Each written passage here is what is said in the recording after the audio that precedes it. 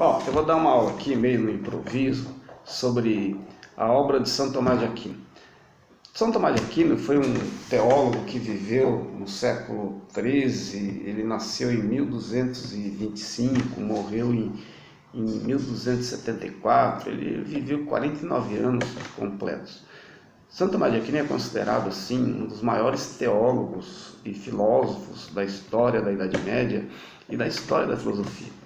Para se entender São Tomás de Aquino, nós temos que retomar um pouco. São Tomás de Aquino viveu já no auge da Idade Média. Antes de São Tomás de Aquino, nós tivemos aí o Santo Agostinho, que viveu entre os séculos IV e V, e foi o primeiro a formular uma filosofia cristã.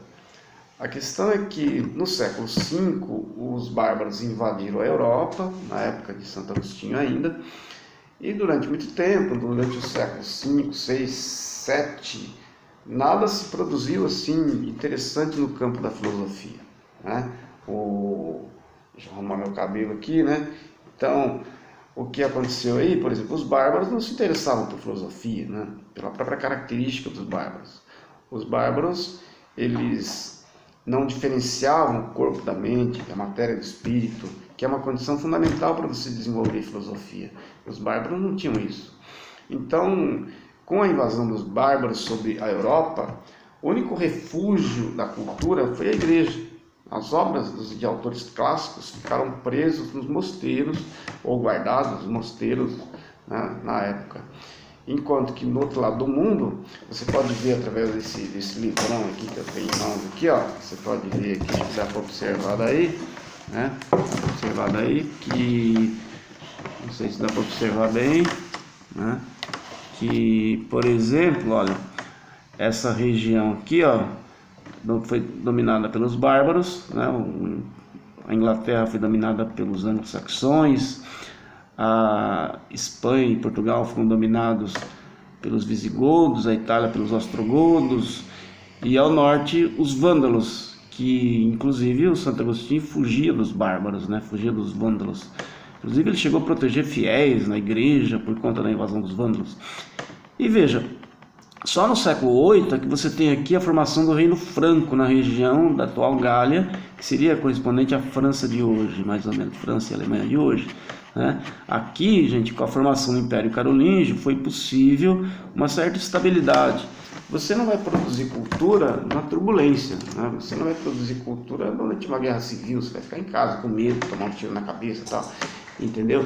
Daí, para você produzir cultura, você tem que ter uma certa tranquilidade.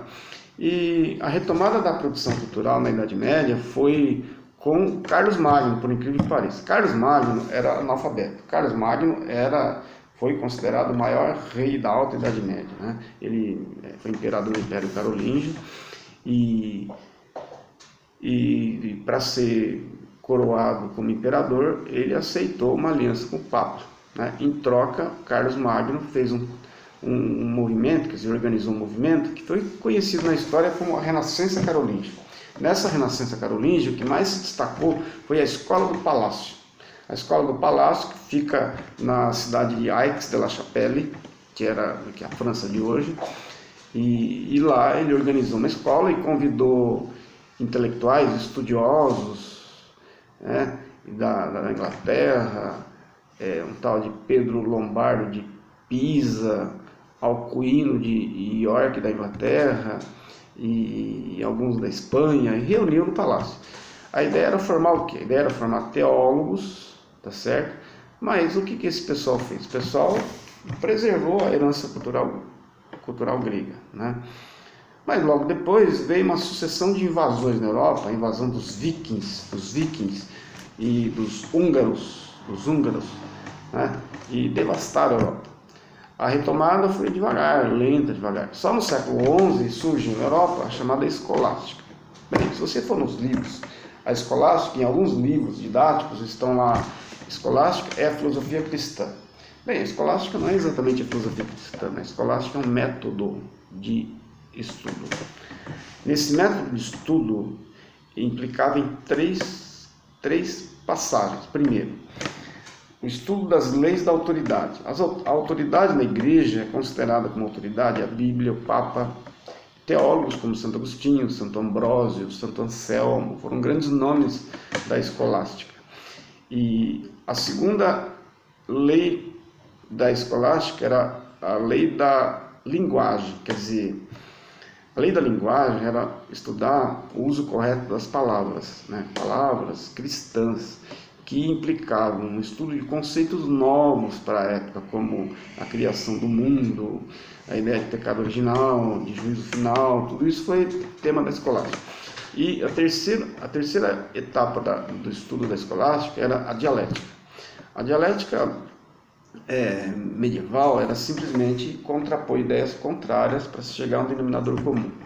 Então, os estudiosos pegavam estudos diferentes, abordagens diferentes sobre algum tema, até desenvolver argumentos e chegassem a um consenso. Isso era a escolástica, isso era a dialética, uma das partes, a etapa final do estudo da escolástica. A escolástica, então, tinha como filosofia a filosofia cristã, o cristianismo, que até então era baseado fundamentalmente em Santo Agostinho. Mas isso mudou, porém a escolástica ela teve uma certa difusão, porque a igreja era a única instituição centralizada da Europa. E a igreja tinha paróquias espalhadas pela Europa. E outra coisa, a igreja usou, meio que pegou carona, né, com o Império Romano.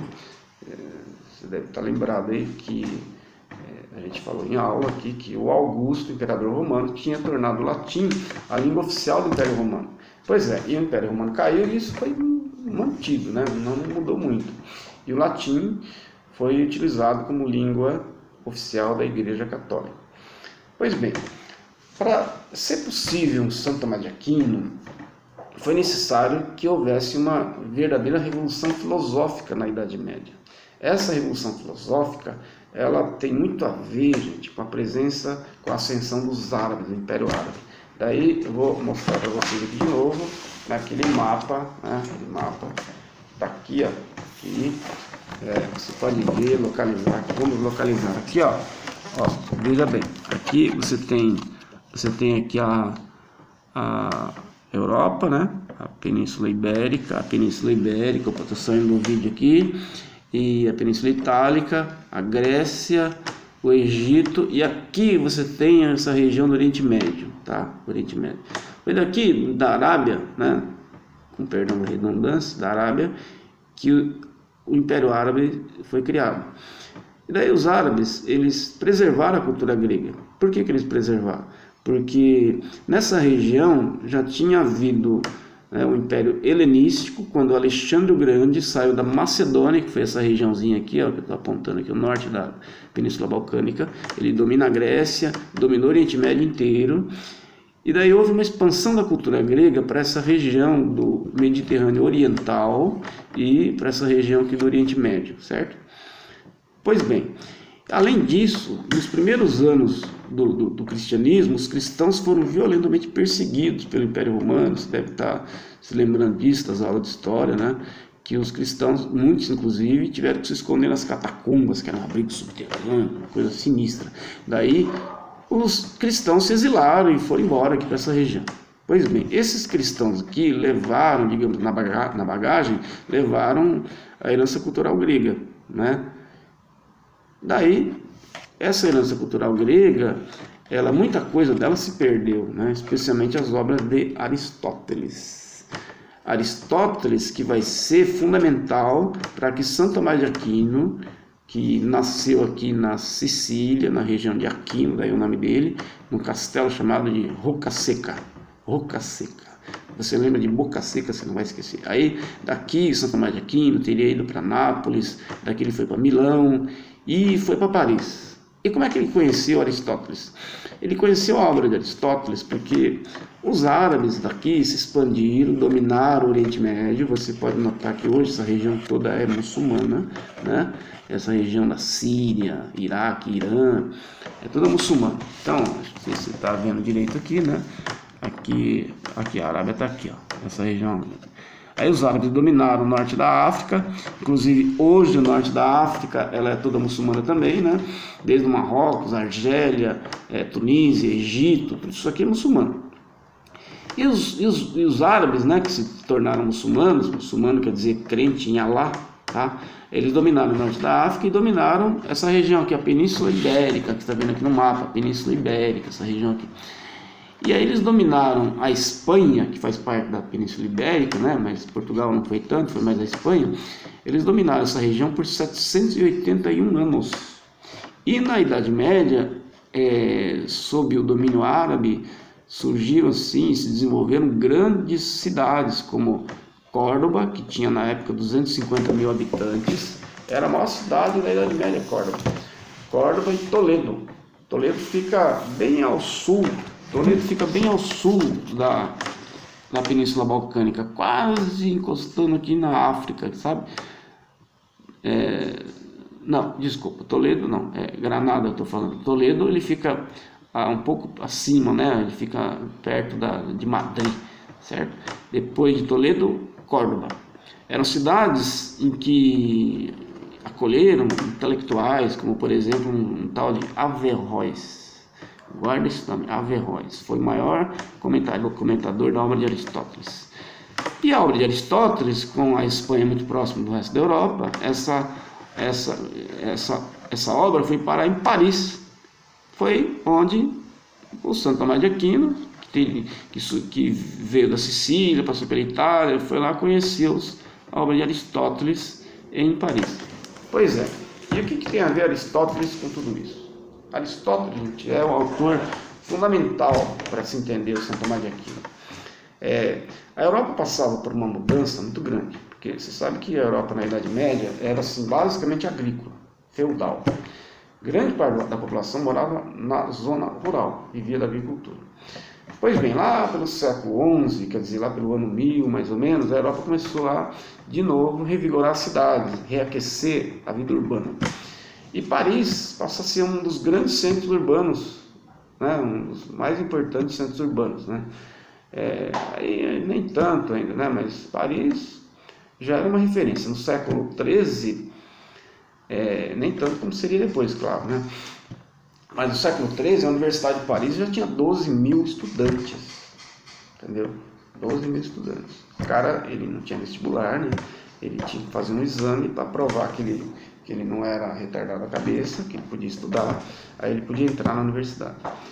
Pois é, ali, nessa cidade, né, que Santo Tomás de Aquino teve conhecimento da obra de Aristóteles. Agora, veja bem, Aristóteles, ele é um autor que acha o seguinte, que a origem do conhecimento, ele está na realidade concreta, está na matéria, está na substância concreta. E exatamente esse tipo de cultura que se desenvolveu na Europa nessa época, porque o desenvolvimento do comércio, ele requer conhecimentos práticos, como fazer uma conta, como calcular juros, quanto que eu vou gastar, quanto que eu vou ganhar, coisa prática. Pois é, e não só isso levaram as pessoas na época a buscarem conhecimentos educacionais. A própria igreja se deu conta disso, né? E foi nessa época, no século X, que se fundaram as primeiras universidades na Europa, a Universidade de Salerno, Bolonha. Do século X, XI, XII, surgiram várias outras universidades. No século XIII, então, foi considerado o grande século das universidades na Idade Média. Pipocaram uma série de universidades, como a Universidade de Coimbra, de Viena, a Universidade de Londres, aquela King's College, começa a aparecer universidade desse tipo assim. Pois bem, e Santo Tomás de Aquino, ele vai conhecer essa obra de Aristóteles, que refletia toda essa série de mudanças. Veja só, aparentemente parece uma contradição, mas o Santo Tomás de Aquino ele vai usar a obra de Aristóteles, o pensamento grego aristotélico, para justificar a existência de Deus, para provar a existência de Deus. Santo Tomás de Aquino diz o seguinte, veja, e Deus não é auto-evidente. Você não encontra Deus na padaria. Oh, nossa, encontrei Deus na padaria. Pô, ele é legal pra caramba, né? Nossa, encontrei Deus lá no shopping. Isso não vai acontecer, né? Deus não é auto-evidente. Ele não aparece para você, sabe? Corpo, matéria. Não, sapato, não. Não vai aparecer assim. Outra coisa, Santo Tomás de Aquino dizia que você não conhece Deus pela fé. Pela fé. Ele dizia mais que o homem comum tem uma ideia confusa de Deus. E que Deus só era possível ser conhecido pelos seus efeitos. Então, ele usa 5 provas, segundo ele, 5 vias para provar a existência de Deus. Vamos a elas. Primeiro, o argumento do movimento, que é um argumento do Aristóteles, que Santo Tomás de Aquino utiliza. O movimento, o que é? Tudo na natureza está em movimento. Eu não estou falando do movimento, dessa régua aqui, esse movimento, não é isso. É um movimento, por exemplo, movimento dos animais. O animal, ele é um feto, é um cachorrinho, ele vira um cachorrão. Uma árvore é assim, uma semente, depois ele vira uma muda, vira uma pequena árvore, ele vira uma árvore grande, gigantesca. Tudo está em movimento, sabe? Um gato, ele nasce com um gatinho, depois vai crescendo, vira um gatão grande, cheio de pelo. Então tudo está em movimento. Então Aristóteles falava que tudo passa de potência a ato. A potência é o virtual, aquilo que pode ser. O ato é aquilo que a substância é naquele momento. Então, por exemplo, a semente é em ato uma semente. Em potência, a semente é uma árvore, certo? Então, tudo está em movimento, certo? Agora, veja bem, tudo tem que ser potência de alguma coisa. Mas isso vai retrocedendo até o infinito. Então, o que é potência de tudo, a origem de tudo, é Deus. Pois bem, vamos ao segundo argumento. O segundo argumento é o argumento da causa eficiente. O Aristóteles gostava de usar o exemplo de uma estátua. Ele falava assim que qualquer matéria no mundo tem 4 causas. A causa formal, no caso do exemplo da estátua, de que forma a estátua tem. Vamos supor, uma estátua de um cavalo, por exemplo. A causa material, de que matéria a estátua é feita. Digamos que ela tenha sido feita de bronze. Tá? A causa eficiente seria quem fez a estátua, o escultor. A causa final, para que serve a estátua? Por exemplo, para glorificar um grande músico, um grande líder político e tal. Aí ele dizia que a causa eficiente de tudo isso é Deus. Tá, vamos ao terceiro argumento do Aristóteles. O terceiro argumento, ele diz o seguinte, que tudo no mundo está de passagem. Nós estamos de passagem. Se um dia a gente nasceu, a gente vai morrer. Os cachorros, os gatos, as árvores, tudo um dia vai morrer. A única coisa necessária que nunca vai morrer é Deus. Deus é a única coisa. Então, daí a diferenciação que o Santo Tomás de Aquino faz entre o necessário e o contingente. Vamos à quarta via, a quarta prova da existência de Deus, segundo Santo Tomás de Aquino. A quarta prova seria a ideia de que existem graus nas coisas. Então, existem graus de sabedoria, de inteligência, grau de bondade. Então, suponhamos assim, existe um sujeito inteligente, mas vai ter o outro mais inteligente que ele, o outro terceiro mais inteligente ainda, o outro mais inteligente que todos seria Deus, certo? Existe um sujeito bondoso, o outro mais bondoso ainda, o outro mais bondoso, o outro mais bondoso de todos é Deus. Então, existe hierarquia nas coisas. E o mais perfeito é Deus. O quinto argumento seria o argumento da finalidade, a causa final. Tudo tem uma finalidade no mundo, gente. A finalidade última do mundo é Deus.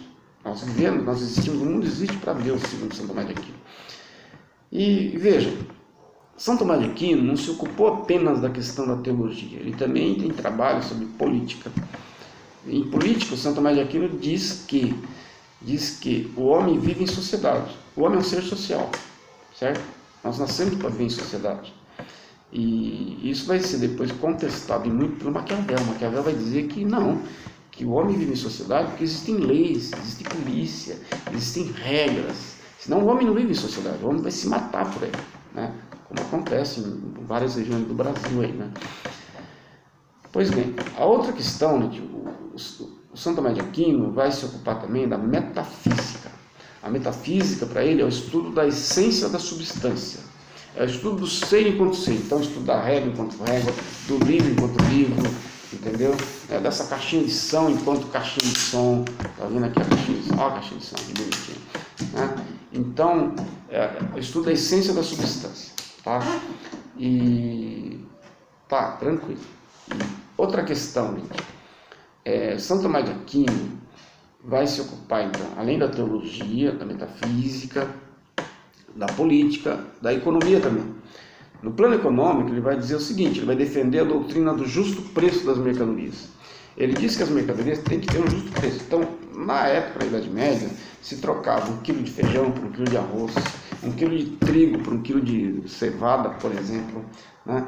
Tudo tem um justo preço. Até a igreja recorrer à Bíblia para dizer o seguinte, comerás teu pão com suor do teu rosto, certo? Isso, gente, essa ideia de que tudo tem uma equidade, isso vai, inclusive, levar o Santo Tomás de Aquino a condenar a usura. A usura era a prática, né, do empréstimo a juros.